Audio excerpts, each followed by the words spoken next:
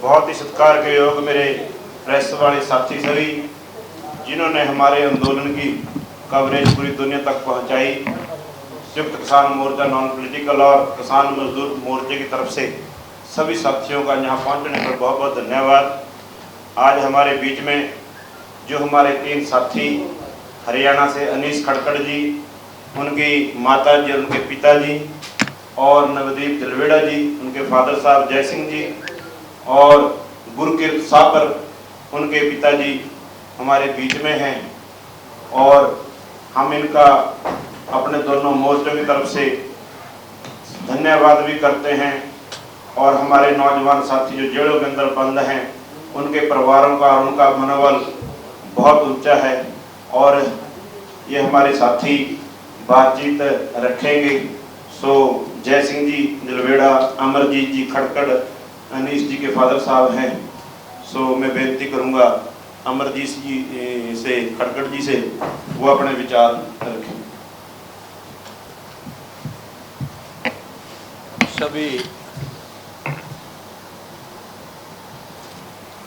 सभी प्रेस के साथियों को मेरा हाथ जोड़ के नमस्कार। मैं अमरजीत खटकड़, जिला जींद, हरियाणा। 19 मार्च को मेरा लड़का अनीश खटकड़ टोल, जो एक किसान आंदोलन का हरियाणा का मेन पॉइंट है, वहाँ पे टेंट लगाने के लिए गया था। जो 13 तारीख को हमारा एक साथी शुभकरण, जिसको शहीद कर दिया पुलिस ने, गोली से मार दिया, उसकी अस्थि कलश, हरियाणा में अस्थि कलश यात्रा थी। और खटकड़ टोल कमेटी का एक प्रोग्राम था, उनकी 3 दिन के लिए उनकी जो अस्थि हैं वो खटकड़ टोल पे रखी जाएंगी, ताकि आसपास के एरिया के सभी लोग उनको अपनी श्रद्धांजलि दे सकें। 19 तारीख को सुबह अनीश को वहाँ प्रोग्राम था, उन्होंने उसको टेंट लगाना था।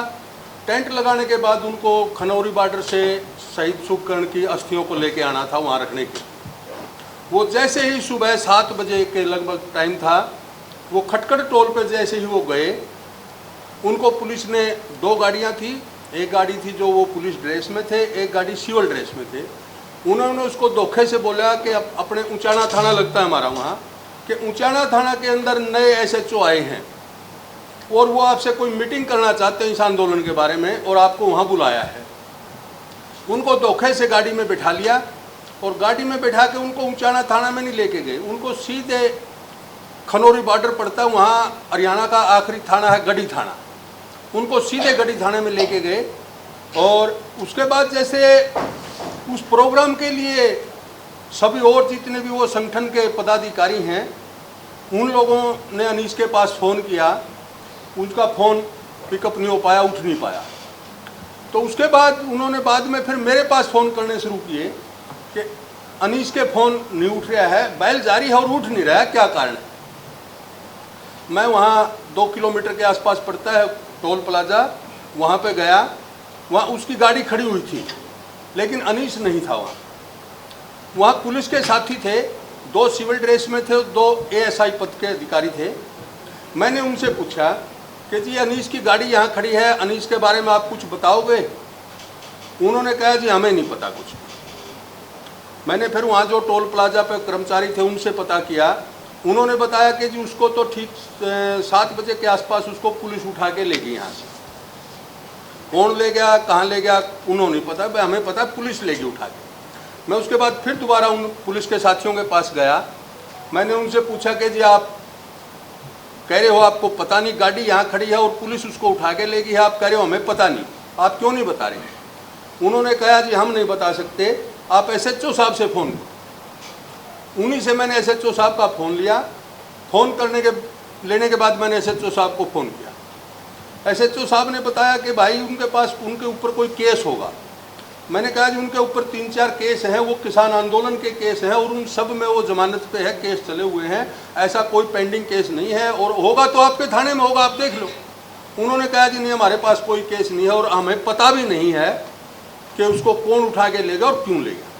मैंने कहा SHO साहब आपका एरिया है, आपके एरिया में से पुलिस किसी को उठा रही है तो आपको क्यों नहीं पता, आपको बगैर सूचना दिए कौन कैसे उठाएगा किसी को?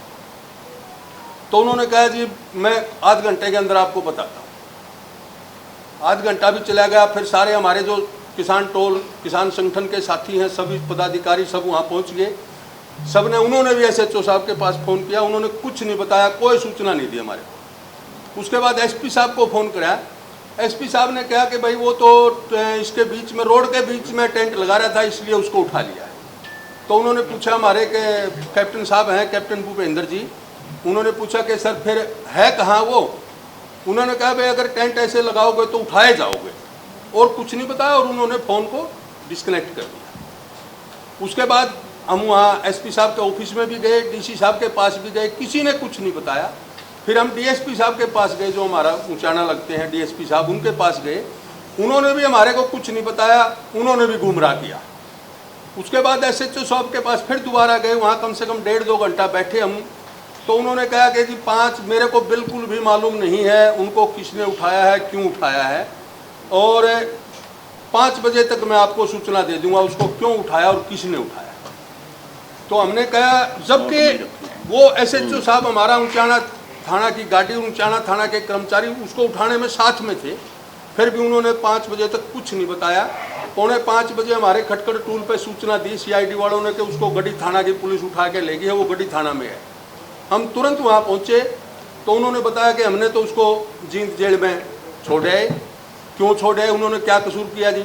उन्होंने कहा कि जो 13 तारीख को खनौरी बॉर्डर पे जो कुछ पुलिस के और किसानों के बीच में कुछ विवाद हुआ था कि वो उस केस के अंदर था, इसलिए हमने उसको उठा लिया। हमने कहा जी उसको 1.25 महीना तकरीबन हो चुका, आज तक हमें कोई सूचना नहीं मिली, कोई हमारे को बताने के लिए नहीं आया, तो ऐसे आज उसके पास ये केस कैसे बन गया? तो उन्होंने कहा जी, उन्होंने अपनी, जो कर्मचारी थे, उन्होंने अपनी मजबूरी जाहिर की कि हम मजबूर हैं, इससे ज़्यादा आपको कुछ नहीं बता सकते, अब आपको जो करना है आप करिए, हमने जो करना था कर दिया, आप जो करना है आप करिए। हम वहाँ से आए, अगले दिन हम जेल के अंदर गए मिलने के लिए, नहीं मिलने दिया। 20 मार्च की बात है, नहीं मिलने दिया। फिर हम 21 तारीख को आया कि कल आना, आप उसकी मुलाकात कल है। 21 तारीख को हम फिर गए। 21 तारीख को फिर उन्होंने बता दिया कि इसकी मुलाकात बिल्कुल बंद है, इसको कोई मुलाकात नहीं होगी। मैंने कहा जी क्यों? मुलाकात तो हर किसी का अधिकार है। उन्होंने कहा जी देखो ये तो ऊपर से आदेश हैं, हम उनकी मुलाकात नहीं करवा सकते। हमने 4 दिन इंतज़ार किया। 26 तारीख को हज़ारों लोग इकट्ठे हुए, जींद के अंदर DC साहब का ऑफिस का घेराव किया, वहाँ प्रदर्शन किया। उसके बाद DC साहब ने कहा देखो ये तो केस हो गया, केस के बारे में तो मैं कुछ नहीं कर सकता, लेकिन आपकी खाली मुलाकात करवा सकता हूँ। फिर हमारी मुलाकात करवाई, बाई फेस नहीं करवाई, बाई फ़ोन से बात करवाई हमारी। मैं था और अनीस के बच्चे थे। उसके बाद हम जाते रहे हर मुलाकात पे, उनकी सोमवार और वीरवार की 2 दिन की उनकी मुलाकात होती है। हर मुलाकात पे हम गए हैं जेल में, तो हमारे को जाते यही सुनने को मिला कि जी इनकी मुलाकात नहीं होगी, ऊपर से आदेश है, इनकी मुलाकात बंद है। उसके बाद फिर एक दिन DC साहब के पास फिर गए हम कि जी मुलाकात क्यों नहीं दे रहे?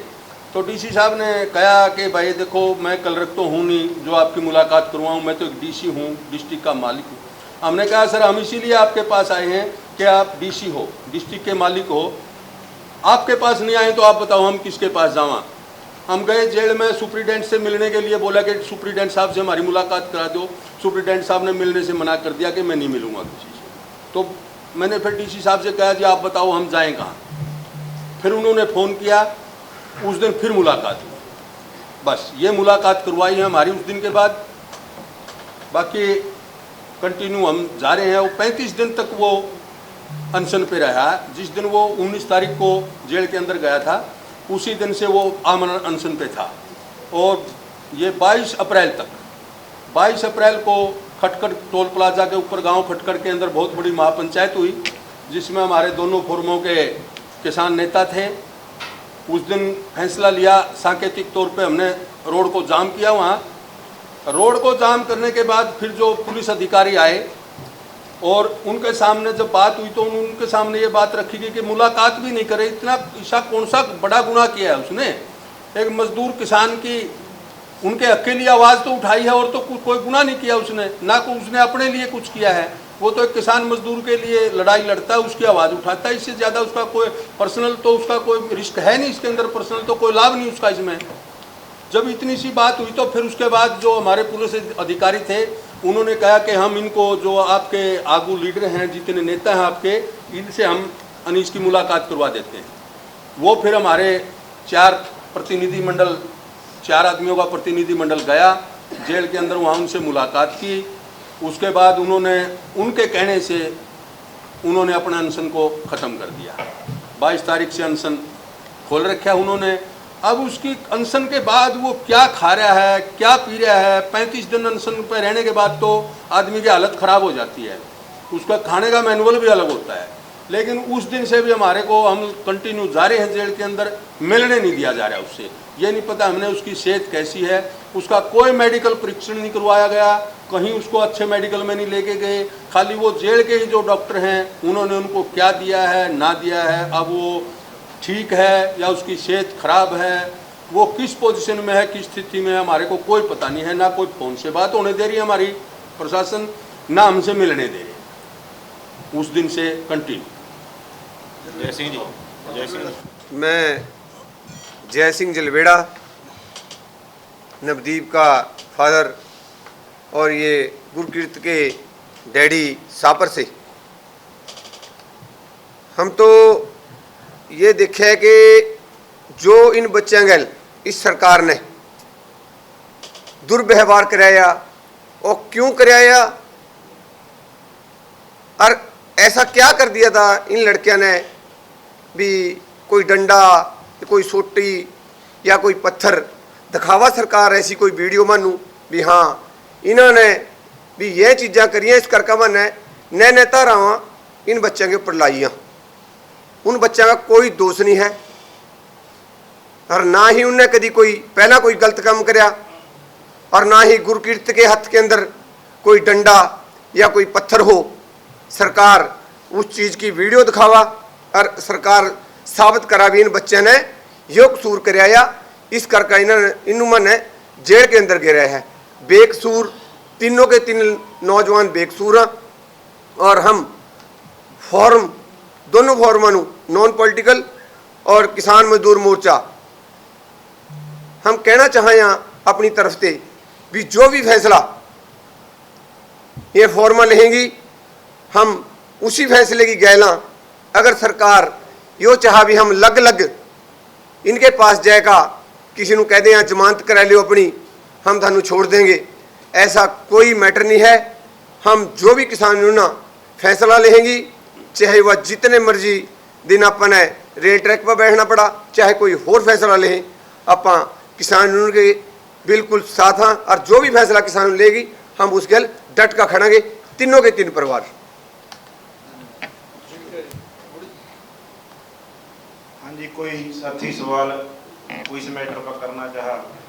काफी दिनों तो रेल ट्रैक जाम जितना होया, प्रोग्रेस की है, की फायदा होया, क्योंकि हरियाणा के अंदर का रूट उसी तरीके से चल रहे हैं और मामला सीधे तौर पे हरियाणा की जेल ना जुड़े हुए हैं।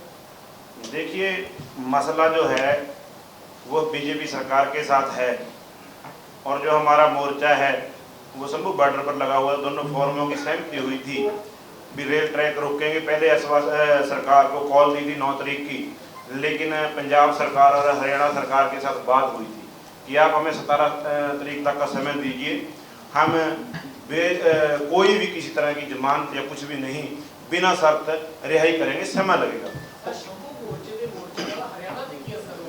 जो रेलवे ट्रैक है वो पंजाब का नहीं पूरे देश का है और उसके अंदर 82 से लेकर 90 तक ट्रेनें रद्द होती हुई हैं। 82 ट्रेनें नहीं, जो जम्मू कश्मीर की तरफ जाती हैं, हिमाचल की तरफ जाती हैं।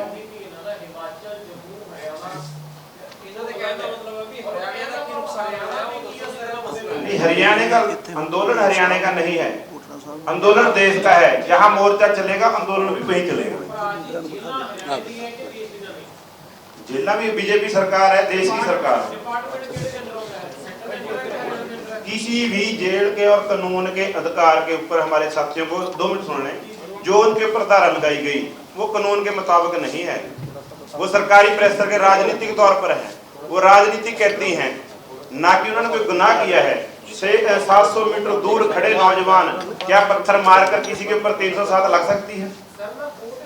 इसी तरह से जिस सरकार ने, उस सरकार के खिलाफ बीजेपी जो सेंटर की सरकार है उसके खिलाफ दोनों मोर्चों की सहमति हुई थी। ट्रेनें और भी रोकनी थी, लेकिन सभी जो व्यापारी वर्ग हैं, जो साथी हैं, उनकी हर रोज वही डिमांड है।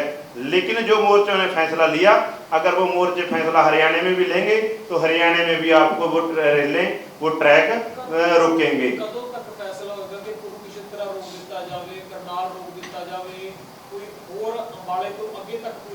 वो भी जल्द ही आपको पता लगेगा। लेकिन जो प्रेशर है वो अंबाड़े के, लुधियाने के, हरियाणा के पूरे व्यापारी वर्ग को, लोगों को, अब उन्होंने पूरे प्रेस भी की है कि ये रास्ते खुले जाएं, ट्रेनें खुल ली जाएं, लेकिन प्रशासन के कान पर जो नहीं रेंगती। और हरियाणा प्रशासन ने हमारे साथ वादा किया, 22 तारीख को भी वादा किया कि हम 27 तक आपके साथियों को रिहा करेंगे, लेकिन उनकी उसके ऊपर छोड़ा गया। लेकिन आगे फिर प्रोग्राम है, वो मोर्चा लेकर भी आएगा, वो शायद कुछ ही दिनों में आपको पता लग जाएगा। और जो साझी वार्ता प्रेस की है, अपना मोर्चे की है, वो जानकारी दे भी देंगे आप साथी। ਧੰਨਵਾਦ ਜੀ ਸਾਰੇ ਪ੍ਰੈਸ ਵਾਲਿਆਂ ਦਾ। ਦੇਖੋ ਮੋਰਚੇ ਨੂੰ ਚੱਲਦਿਆਂ ਲਗਭਗ 76 ਦਿਨ ਹੋ ਗਏ, ਜਿਹੜਾ ਆਪਣਾ ਦੇਸ਼ ਲੈਵਲ ਦੀਆਂ ਮੰਗਾਂ ਤੇ ਚੱਲ ਰਿਹਾ ਹੈਗਾ ਵਾ। ਔਰ ਉਹਦੇ ਵਿੱਚ ਆਪਾਂ ਲਗਾਤਾਰ ਦੇਖ ਰਹੇ ਹਾਂ ਵੀ ਅੰਦੋਲਨ ਨੇ ਆਪਣਾ ਕੰਮ ਕੀਤਾ ਵਾ। ਅੱਜ ਦੇਸ਼ ਪੱਧਰ ਦੀਆਂ ਜਿੰਨੀਆਂ ਵੀ ਪੋਲੀਟੀਕਲ ਪਾਰਟੀਆਂ ਇਸ ਵੇਲੇ ਇਲੈਕਸ਼ਨ 'ਚ ਹੈਗੀਆਂ ਨੇ, ਉਹਨਾਂ ਨੂੰ ਸਿੱਧੇ ਜਾਂ ਅਸਿੱਧੇ ਢੰਗ ਨਾਲ ਕਿਸਾਨਾਂ ਮਜ਼ਦੂਰਾਂ ਵਾਲੇ ਮੁੱਦਿਆਂ ਤੇ ਆਪਦੀ ਗੱਲ ਕਰਨੀ ਪੈ ਰਹੀ ਆ। ਔਰ ਅਸੀਂ ਜਿਹੜੇ ਫੈਸਲੇ ਕੀਤੇ ਸੀ ਦੋਵੇਂ ਫੋਰਮਾਂ ਵੱਲੋਂ ਵੀ ਅਸੀਂ ਭਾਜਪਾ ਗਠਜੋੜ ਨੂੰ ਸਵਾਲ ਕਰਨੇ ਆ, ਪੂਰੇ ਦੇਸ਼ ਦੇ ਹਰ ਪਿੰਡ ਗਲੀ ਕੂਚੇ ਦੇ ਵਿੱਚ ਉਹ ਦੇਸ਼ ਪੱਧਰ ਲੈਵਲ ਤੇ ਆਵਾਜ਼ ਗੂੰਜ ਰਹੀ ਹੈਗੀ ਆ। ਆਏ ਦਿਨ ਆਪ ਮਹਾਰੇ ਸਾਡੇ ਕਿਸਾਨ ਤੇ ਮਜ਼ਦੂਰ ਇਹਨਾਂ ਪਾਰਟੀਆਂ ਨੂੰ ਸਵਾਲ ਕਰ ਰਹੇ ਹੈਗੇ ਆ, ਔਰ ਖਾਸ ਕਰਕੇ ਭਾਜਪਾ ਸਾਡੇ ਸਵਾਲਾਂ ਤੋਂ ਭੱਜ ਰਹੀ ਹੈਗੀ ਆ। ਨੈਤਿਕ ਤੌਰ ਤੇ ਸਾਡੇ ਮੋਰਚਿਆਂ ਦੀ ਜਿੱਤ ਹੈਗੀ ਆ ਵੀ ਭਾਜਪਾ ਵਾਲੇ ਸਾਡੀਆਂ ਗੱਲਾਂ ਦਾ ਜਵਾਬ ਦੇਣ ਤੋਂ ਅਸਮਰਥ ਹੈਗੇ ਨੇ।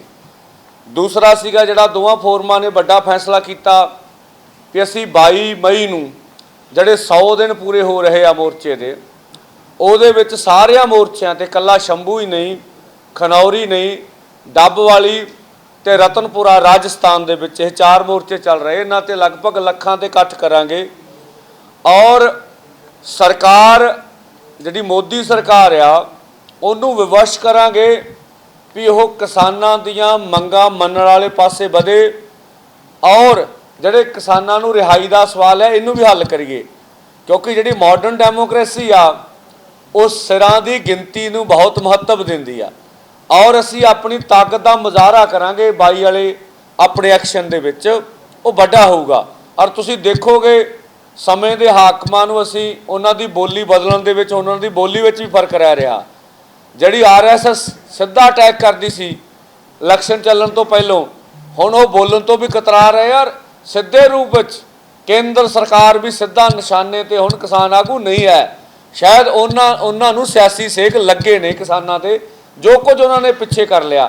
ਜਿਵੇਂ ਹਰਿਆਣੇ ਦੇ ਬਾਰਡਰਾਂ ਤੇ ਜ਼ਬਰ ਕੀਤਾ, ਜਿਵੇਂ ਸ਼ਹੀਦ ਸੁਭਕਰਨ ਸਿੰਘ ਜੀ ਨੂੰ ਸ਼ਹੀਦ ਕੀਤਾ ਗਿਆ, ਜਿਵੇਂ ਗੰਭੀਰ ਜ਼ਖਮੀ ਹੋਏ ਸਾਡੇ ਨੌਜਵਾਨ, ਜਿਵੇਂ ਸਾਡੇ ਤੇ ਤਸ਼ੱਦਦ ਹੋਇਆ, ਜਿਵੇਂ ਦੇਸ਼ ਦੀ ਰਾਜਧਾਨੀ ਵਿੱਚ ਸਾਨੂੰ ਜਾਣ ਨਹੀਂ ਦਿੱਤਾ ਗਿਆ, ਔਰ ਜਿਵੇਂ ਹਾਈਵੇ ਦੇ ਉੱਤੇ ਬੈਰੀਕੇਟਿੰਗ ਹੋਈ ਆ। ਇਹ ਸਾਰੇ ਸਵਾਲ ਜਦੋਂ ਦੇਸ਼ ਦੀ 140 ਕਰੋੜ ਜਨਤਾ ਦੇ ਸਾਹਮਣੇ ਅਸੀਂ ਰੱਖੇ ਆ ਤਾਂ ਭਾਜਪਾ ਨੂੰ ਜਵਾਬ ਦੇਣੇ ਔਖੇ ਹੋ ਰਹੇ ਆ, ਡਿਫੈਂਸਿਵ ਹੁੰਦੇ ਨੇ ਉਹ। ਔਰ ਹੁਣ ਉਹਨਾਂ ਕੋਲੇ ਇਹ ਕਹਿਣ ਤੋਂ ਇਲਾਵਾ ਕੋਈ ਚਾਰਾ ਨਹੀਂ ਹੈ ਜੀ ਇਹ ਤਾਂ ਵਿਰੋਧੀਆਂ ਦੇ ਬੰਦੇ ਨੇ, ਇਹ ਵਿਰੋਧ ਤਾਂ ਹੀ ਸਾਡਾ ਹੋ ਰਿਹਾ ਵੀ ਵਿਰੋਧੀ ਦਲ ਵਿਰੋਧ ਕਰ ਰਹੇ ਨੇ। ਇਹ ਸਾਰੀ ਦੁਨੀਆ ਜਾਣਦੀ ਆ ਵੀ ਜਿਹੜੀਆਂ ਵੀ ਜਥੇਬੰਦੀਆਂ ਜਿਹੜੇ ਮੋਰਚੇ ਲੜ ਰਹੇ ਨੇ, ਉਹਨਾਂ ਵਿਰੋਧੀ ਧਿਰਾਂ ਦੇ ਸਮੇਂ ਵੀ ਅੰਦੋਲਨ ਕੀਤੇ ਨੇ, ਉਹ ਉਹਨਾਂ ਖਿਲਾਫ ਵੀ ਅੰਦੋਲਨ ਕਰਦੇ ਰਹੇ ਨੇ। ਇਸ ਕਰਕੇ 22 ਦਾ ਮੋਰਚਾ ਵੱਡਾ ਇਕੱਠ ਕਰਾਂਗੇ ਆਪਾਂ, ਮੋਰਚਾ ਸ਼ਬਦ ਨਹੀਂ, ਵੱਡਾ ਉਹ ਇਕੱਠ ਹੋਊਗਾ। ਔਰ ਅਸੀਂ ਦਿਖਾਵਾਂਗੇ ਵੀ ਮੋਰਚਿਆਂ ਵਿੱਚ ਤਾਕਤ ਕਿੰਨੀ ਹੈਗੀ ਆ। ਔਰ ਇਸ ਕਰਕੇ ਅੱਜ ਅਸੀਂ ਪਰਿਵਾਰਾਂ ਨੂੰ ਵੀ ਤੁਹਾਡੇ ਸਾਹਮਣੇ ਪੇਸ਼ ਕੀਤਾ ਸੀ ਵੀ ਪੂਰੇ ਦੇ ਪੂਰੇ 3 ਪਰਿਵਾਰ ਚੜ੍ਹਦੀ ਕਲਾ 'ਚ ਨੇ। ਔਰ ਉਹਨਾਂ ਦੀ ਸਮੱਸਿਆ ਕੀ ਆ, ਜਿਵੇਂ ਤੁਹਾਡੇ ਸਵਾਲ ਆਉਂਦੇ ਨੇ ਵੀ ਠੀਕ ਆ ਜਿਵੇਂ ਹਾਈਵੇ ਡੱਕੀ ਗਈ ਆ ਸਾਰੇ ਲਗਭਗ ਬਾਰਡਰ ਬੰਦ ਨੇ, ਇਸ ਬਾਰਡਰ ਜਿਹੜਾ ਮੋਦੀ ਸਰਕਾਰ ਨੇ ਬੰਦ ਕਰਵਾਏ ਨੇ ਉਹਨੇ ਪੰਜਾਬ ਦੀ ਆਰਥਿਕਤਾ ਨੂੰ ਸੱਟ ਮਾਰੀ ਹੈਗੀ, ਇਹ 'ਚ ਕੋਈ ਰੌਲਾ ਨਹੀਂ ਹੈਗਾ। ਔਰ ਜਿਹੜੇ ਪੰਜਾਬ ਦੇ ਸੀਐਮ ਹੈ ਉਹਨਾਂ ਕਿਤੇ ਵੀ ਇੱਕ ਕੰਪਲੇਨ ਨਹੀਂ ਕੀਤੀ ਕੇਂਦਰ ਕੋਲੇ ਵੀ ਇਹ ਸਾਡੀ ਨੁਕਸਾਨ ਕਰ ਰਹੇ ਆ। ਗ੍ਰਿਫਤਾਰੀ ਤੋਂ ਬਾਅਦ ਅਸੀਂ ਰੇਲ ਟਰੈਕ ਜਾਮ ਕੀਤਾ ਹੈਗਾ। ਔਰ ਸੱਚੀ ਉਸ ਗੱਲ ਨਾਲ ਲੋਕਾਂ ਨੂੰ ਤਕਲੀਫ ਵੀ ਹੋ ਸਕਦੀ ਆ, ਸਮੱਸਿਆਵਾਂ ਵੀ ਹੋ ਸਕਦੀਆਂ, ਪਰ ਇਹ ਸਵਾਲ ਤਾਂ ਸਰਕਾਰ ਕੋ ਹੋਣਾ ਚਾਹੀਦਾ ਵੀ ਬਹੁਤ ਛੋਟਾ ਮਸਲਾ ਵਾ, ਤੁਸੀਂ ਇੰਨੇ ਦਿਨ ਕਿਉਂ ਨਹੀਂ ਕਿਸਾਨ ਜਿਹੜੇ ਸਾਡੇ ਆਗੂ ਰਿਹਾ ਕੀਤੇ ਹੋਏ ਮਜਬੂਰੀ ਬਸ। ਮੈਂ ਕਹਿੰਦਾ ਦੂਸਰੇ ਬੰਨੇ ਜਿਹੜੇ ਵਪਾਰੀਆਂ ਦੀ ਕੰਪਲੇਨ ਵੀ ਆਈ ਹੋਈ, ਤੁਸੀਂ ਕਰੋਗੇ ਸਵਾਲ ਵੀ ਠੀਕ ਹੈ ਉਹਨਾਂ ਦਾ ਪੱਖ ਆਪਣੇ ਤਾਂ ਠੀਕ ਆ ਵੀ ਉਹਨਾਂ ਦੇ ਵਪਾਰ ਤੇ ਕੁਝ ਅਸਰ ਹੋਊਗਾ ਇਸ ਰੇਲ ਰੋਕੋ ਦਾ, ਪਰ ਇਸ ਮਸਲੇ ਦੇ ਵਿੱਚ ਕਿਵੇਂ ਸਰਕਾਰ ਪਿੱਠ ਪਿੱਛੇ ਕਿਸਾਨਾਂ ਨੂੰ ਬਦਨਾਮ ਕਰ ਰਹੀ ਆ। ਸੜਕਾਂ ਵਾਲੇ ਮਸਲੇ ਤੇ ਏਡੀ ਵੱਡੀ ਕੰਪਲੇਨ ਨਹੀਂ ਆਈ ਹੈਗੀ, ਜਦਕਿ ਸੜਕਾਂ ਭਾਜਪਾ ਨੇ ਬੰਦ ਕਰਾਈਆਂ ਹੈਗੀਆਂ। ਇਹ ਵੀ ਕਿਤੇ ਲੱਗਦਾ ਇਹਦੇ ਪਿੱਛੇ ਦੀ ਟਾਈਮਿੰਗ ਆਪਣੇ ਆਪ 'ਚ ਬੜੀ ਹੋਰ ਪਾਸੇ ਖੜਦੀ ਹੈਗੀ ਆ।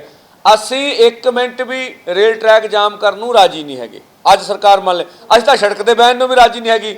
ਉਹ ਬੈਰੀਗੇਟਿੰਗ, ਮੇਰੀ ਗੱਲ ਹੋਣ ਤੋਂ ਸਵਾਲ ਕਰਿਓ, ਬੈਰੀਗੇਟਿੰਗ ਖੋਲ ਦੇਣ, ਆਪਾਂ ਦਿੱਲੀ ਚਲੇ ਜਾਂਦੇ ਆ, ਆਪਾਂ ਤਾਂ ਇੱਥੇ ਰੇਲ ਤੇ ਸੜਕ ਤੇ ਬਹਿਣਾ ਨਹੀਂ ਚਾਹੁੰਦੇ। ਤਾਂ ਇਸ ਕਰਕੇ ਸਵਾਲ ਉਹਨਾਂ ਤੇ ਵੀ ਖੜਦੇ ਆ। ਤਾਂ ਇਹ ਅੱਜ ਪ੍ਰੈਸ ਕਾਨਫਰੰਸ ਕਰਕੇ ਗੱਲਾਂ ਆਪਾਂ ਕਲੀਅਰ ਕਰਨੀਆਂ ਸੀਗੀਆਂ। ਹੁਣ ਕੁਝ ਮਨੂ ਕੁਮਾਰ ਜੀ बोलोगे। सभी पत्रकार भाइयों को सबको नमस्कार। हमारे बाकी साथियों ने और 3 अनीश भाई के परिवार ने, गुरकीरत और नवदीप जी के परिवार ने अपने सारे विचार आपके सामने रख दिए और उन्होंने स्पष्ट किया कि जो भी दोनों मोर्चे फैसला लेंगे हम उनके साथ हैं। इसके अलावा आपको एक चीज़ और बता दें कि आगामी समय के लिए कुछ हरियाणा में कार्यक्रम तय करे गए हैं।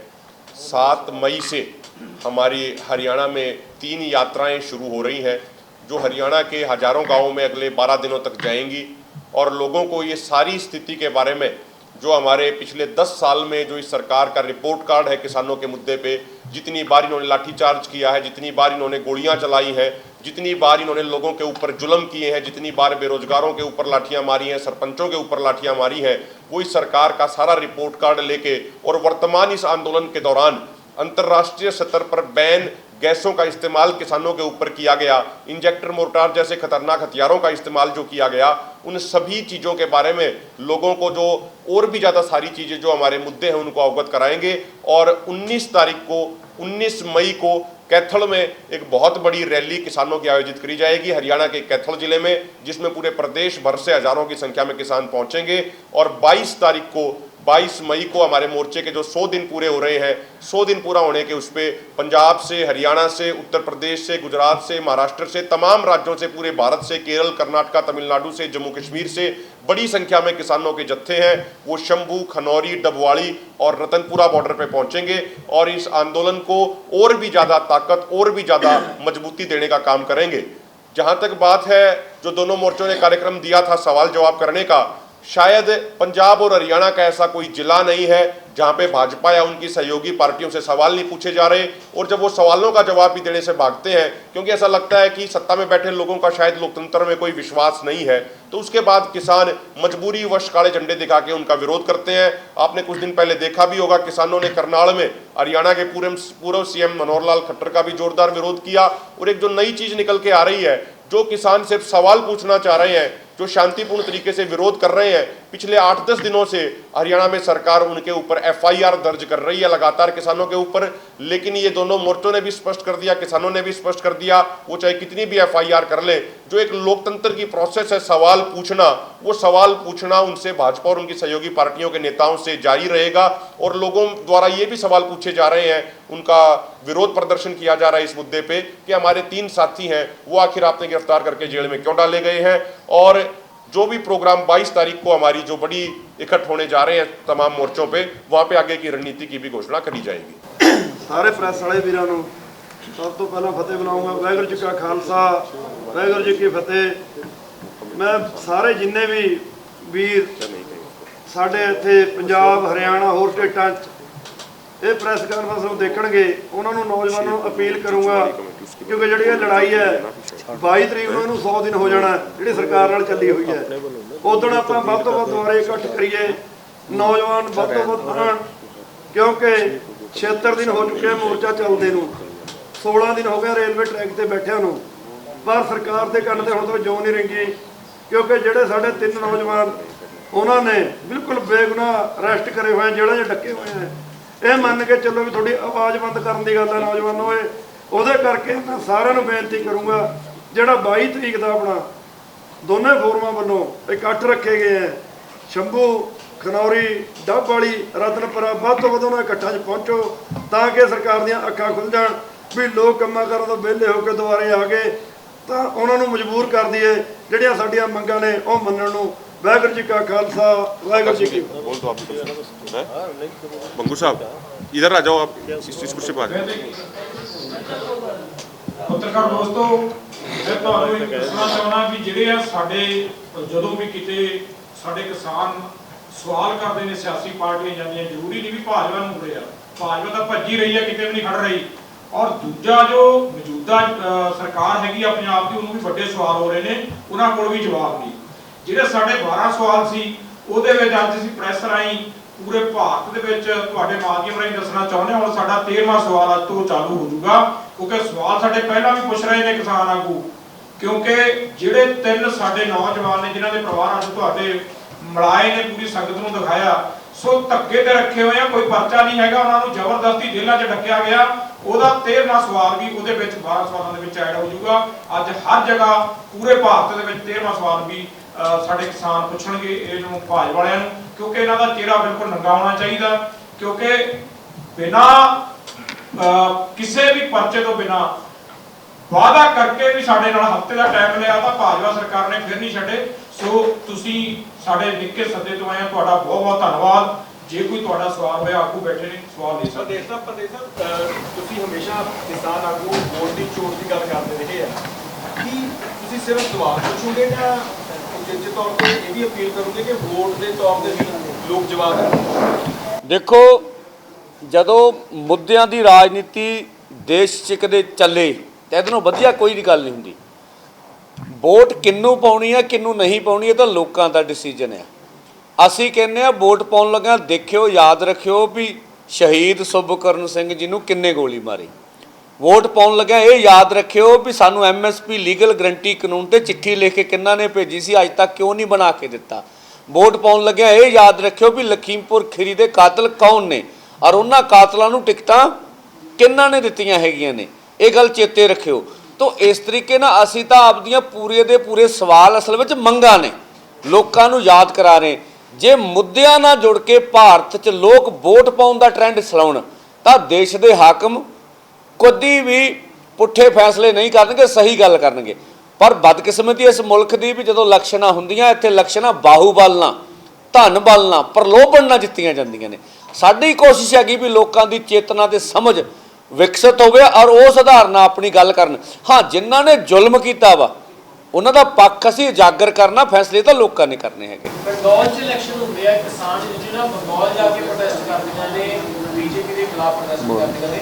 ਹਾਲੇ ਤੱਕ ਨਰਿੰਦਰ ਮੋਦੀ, ਦੇਸ਼ ਦੇ ਗ੍ਰਹਿ ਮੰਤਰੀ ਅਮਿਤ ਸ਼ਾਹ, ਜਿਹੜੇ ਉਸ ਵੇਲੇ ਖੇਤੀਬਾੜੀ ਮੰਤਰੀ ਸੀ, ਹੁਣ MLA ਬਣ ਚੁੱਕੇ ਨੇ, ਉਹਨਾਂ ਨੇ ਇਲੈਕਸ਼ਨ ਲੜਿਆ, ਉਹਨਾਂ ਦੇ ਖਿਲਾਫ ਕੋਈ ਇੱਕ ਵੀ ਪ੍ਰਦਰਸ਼ਨ ਤੁਹਾਡੀ ਯੂਨੀਅਨ ਵੱਲੋਂ ਕੀਤਾ ਗਿਆ? ਦੇਖੋ ਇਹ ਦੇਸ਼ ਲੈਵਲ ਦੇ ਪ੍ਰਦਰਸ਼ਨ, ਦੇਸ਼ ਲੈਵਲ ਦੇ ਚੋਣਾਂ ਨੇ ਇਸ ਵੇਲੇ, ਨੈਸ਼ਨਲ ਲੈਵਲ ਦੀਆਂ, ਹੈ ਨਾ। ਤਾਂ ਜਿੱਥੇ ਜਿੱਥੇ ਸਾਡੀ ਸਮਰੱਥਾ ਵਾ, ਦੇਸ਼ ਭਰ ਦੇ ਵਿੱਚ ਹੀ ਸਭ ਕਾਰਜਕ੍ਰਮ ਹੋ ਰਿਹਾ। ਸਰ, ਤੁਹਾਡੀ ਸਮਰੱਥਾ ਹੋ ਸਕਦੀ ਹੈ, ਤੁਹਾਡੀ ਸਮਰੱਥਾ UP 'ਚ ਨਹੀਂ ਹੈਗੀ, ਤੁਹਾਡੀ ਸਮਰੱਥਾ ਗੁਜਰਾਤ 'ਚ ਨਹੀਂ ਹੈਗੀ, ਨਹੀਂ ਦੇਖ, ਮੈਂ ਮੱਧ ਪ੍ਰਦੇਸ਼ 'ਚ ਨਹੀਂ ਹੈਗੀ। ਦੇਖ, ਜਿੱਥੇ ਵੀ ਸਾਡੀ ਸਮਰੱਥਾ ਆ, ਜੋ ਸਾਡਾ ਪ੍ਰੋਗਰਾਮ ਹੈ ਪੂਰੇ ਜ਼ੋਰ ਨਾਲ ਲਾਗੂ ਹੋ ਰਿਹਾ ਹੈਗਾ। ਦੋ ਚੀਜ਼ਾਂ ਸਰ, ਜਾਂ ਤਾਂ ਕੋਈ ਸਾਡੀ ਉੱਤੇ ਸਮਰੱਥਾ ਹੈ ਨਹੀਂ, ਜਾਂ ਕੋਈ ਅਸੀਂ ਉੱਤੇ ਕਰਨਾ ਨਹੀਂ। ਨਾ, ਐ ਨਹੀਂ ਕਹਿੰਦੇ, ਅਸੀਂ ਤਾਂ ਹਰ ਇੱਕ ਥਾਂ ਕਰ ਰਹੇ ਹਾਂ। ਅਸੀਂ ਤਾਂ ਲੋਕਾਂ ਨੂੰ ਆਹਵਾਨ ਕੀਤਾ ਹੋਇਆ। ਹਾਂ, ਉੱਥੇ ਜਿੱਥੇ नहीं होया हो जोरदार थे समर्था नहीं हो साड़ी चिकड़ी दो रहा हाँ नहीं, इसमें जो आप सवाल पूछ रहे हो 2020-21 के आंदोलन में जब भी कोई कॉल दी गई, उत्तर प्रदेश के अंदर कभी रेल नहीं रुकी थी। 10 मार्च को जब कॉल दी गई दोनों मोर्चों द्वारा तो उत्तर प्रदेश में भी रेल रोकी गई थी जो टाइम दिया गया था। एक बात, मध्य प्रदेश के अंदर भी रेल रोकी गई थी। हाँ, ये चीज़ जरूर है। गुजरात की जहाँ तक आपने बात करी, हम ये भी बात कर लें उस पर, गुजरात में आज स्थिति क्या है लोकतंत्र की। हमारे साथी जेके पटेल और उनकी पूरी टीम जो शुरुआत में 13 फरवरी को इन मोर्चों पे आ रही थी अपने संगठन की बड़ी टीम लेके, उनको पहले ही डिटेन कर लिया गया, एफआईआर दर्ज कर दी गई सिर्फ इस बात पे कि वो आंदोलन में शामिल होने जाना चाहते हैं। इसी बात के ऊपर आप चेक कराइए उस चीज को। प्रेस को भी ये सवाल पूछना चाहिए कि भाई क्या किसी शांतिपूर्ण आंदोलन में शामिल होना लोगों का लोकतांत्रिक अधिकार नहीं है क्या? वहां पे बंदूक के दम पे फर्जी एफआईआर दर्ज करके लोगों को डराया जा रहा है, लोगों को धमकाया जा रहा है। यही गुजरात मॉडल है जिसको 2014 के बाद से पूरे देश में लागू करने का प्रयास किया जा रहा है। लेकिन किसान और मजदूर समाज ही है जो उनकी इस चीज के सामने खड़ा है और उस चीज का शांतिपूर्ण तरीके से विरोध कर रहा है। आप सवाल ये भी कीजिए, तमिलनाडु के अंदर जब रेल रोकी गई, 52 जगहों पे रेल रोकी गई, कर्नाटका के अंदर 32 जगहों पे रेल रोकी गई, राजस्थान में रेल रोकी गई, लोगों को गिरफ्तार किया गया, उत्तर प्रदेश में बुंदेलखंड के एरिया में भी पुलिस ने लोगों को डिटेन कर लिया जो रेलवे स्टेशन पे गए थे। लोग शांतिपूर्ण तरीके से अपना आंदोलन कर रहे हैं, लोग घरों से निकल रहे हैं, जगह जगह की वीडियोस भी सामने आ रही हैं जहां लोग इनसे सवाल जवाब कर रहे हैं। आप हरियाणा की बात कीजिए, पिछले आंदोलन में उतनी कुछ एरिया ऐसे थे, 1-2 जिले जहां पे उतनी जागरूकता नहीं थी, लेकिन अब की बार वहां पे जागरूकता इस आंदोलन के माध्यम से इतनी आई है। दादरी, रेवाड़ी जैसे जिलों में भी लोग भाजपा के नेताओं से लगातार सवाल जवाब कर रहे हैं जिसका जवाब भाजपा वाले नेता नहीं दे पा रहे हैं। तो ये जागरूकता है। और आपने एक उसको लास्ट में एक सवाल ये भी आता है, कई बार पूछते हैं कि भाई बिहार जैसे राज्य में मान लीजिए, वहां उतना उस लेवल पे प्रदर्शन क्यों नहीं हो पाता, उस लेवल पे आंदोलन क्यों नहीं हो पाता जिस तरीके से पंजाब हरियाणा में होता है। तो हमें एक चीज समझनी पड़ेगी, 2004-5 में बिहार में एपीएमसी मंडी खत्म करके वहां के किसानों को मजदूर बना दिया गया था। वहां के किसान आते हैं, अभी भी खनौरी बॉर्डर पे एक जत्था आया हुआ है बिहार के किसानों का। जब उनसे हम भी ये बात करते हैं वहां की स्थिति क्या है कि किसान पूरे तरीके से मजदूर बना दिया गया है, और अगर वो सुबह से लेके शाम तक अगर वो मजदूरी नहीं करेगा, वो आंदोलन में ही रहेगा, तो उसके परिवार का पेट नहीं भर पाएगा। लेकिन मन से तन से वहां जब पटना में अभी पंचायत करी थी तो बिहार के किसान बड़ी संख्या में वहां पे पहुंचे थे। तो ये अपनी एक पूरी प्रोसेस होती है। आजादी के आंदोलन में भी आप देख लो, आजादी के आंदोलन में 92% कुर्बानी संयुक्त पंजाब के लोगों ने दे रखी है, लेकिन आजादी तो पूरे देश के लिए ही लड़ाई लड़ रहे थे ना वो। तो इस तरीके से सब जगह आंदोलन हो रहा है, तरीका उसका अलग हो सकता है, लेकिन लोग आंदोलन में हैं। आज तमिलनाडु की बात कर लीजिए, तमिलनाडु में इस आंदोलन के समर्थन में बहुत बड़ा मार्च निकाला गया, कम से कम 10,000 किसानों का मार्च निकाला गया है। लेकिन हमारी आज के दिन दुर्भाग्य ही कहेंगे, वो जो अलग अलग देश के कोने में चीजें हो रही हैं वो पूरे तरीके से प्रेजेंट में नहीं हो पाती हैं। इसका ये भी एक बड़ा कारण है।